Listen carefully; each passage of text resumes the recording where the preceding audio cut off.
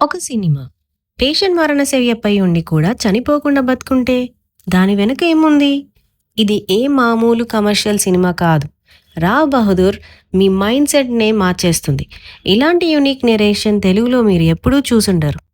ఈ కథ ఎంత డిఫరెంట్‌గా ఆలోచించి తీశారో అనిపిస్తుంది. ఒక వ్యక్తి తన గతంలో జరిగిన ఒక్క డౌట్‌తో, గిల్ట్‌తో ఎలా కుంగిపోతాడో, మనుషుల మనస్సుల్లో ఉండే సైకలాజికల్ కోణాలను ఇంత లోతుగా చూపించడం చాలా అరుదు. మనం ఎవరో ఒకరిలో మనల్ని మనం చూసుకునేలా ఉంటుంది ఈ కథ.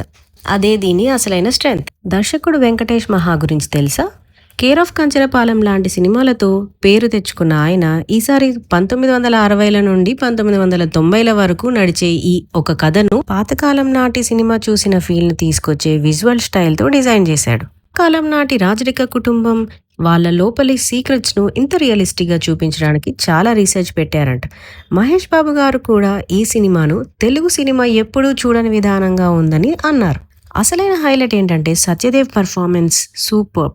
యంగ్ ఏజ్ నుండి ఏజింగ్ అరిస్ట్రోక్రాట్ వరకు ఆయన లోకి ఎంత డీప్గా వెళ్ళిపోయారంటే కొన్ని సీన్లలో గుర్తుపట్టలేనంతగా ట్రాన్స్ఫార్మ్ అయ్యారు. ఆ క్యారెక్టర్ వెనుక ఉన్న సీక్రెట్ ఏంటో, ఎందుకు అతను చనిపోకుండా బతికుంటున్నాడో ఆ రివీల్ కోసం మీరు ఓపిక పట్టాల్సిందే. చివరగా రావ్ బహదూర్ ఒక యునిక్ ఎక్స్పీరియన్స్. సత్యదేవ్ కెరీర్లోనే బెస్ట్ పర్ఫార్మెన్స్ ఇచ్చారని చెప్పొచ్చు. ఇది మామూలు మాస్ సినిమా కాదు.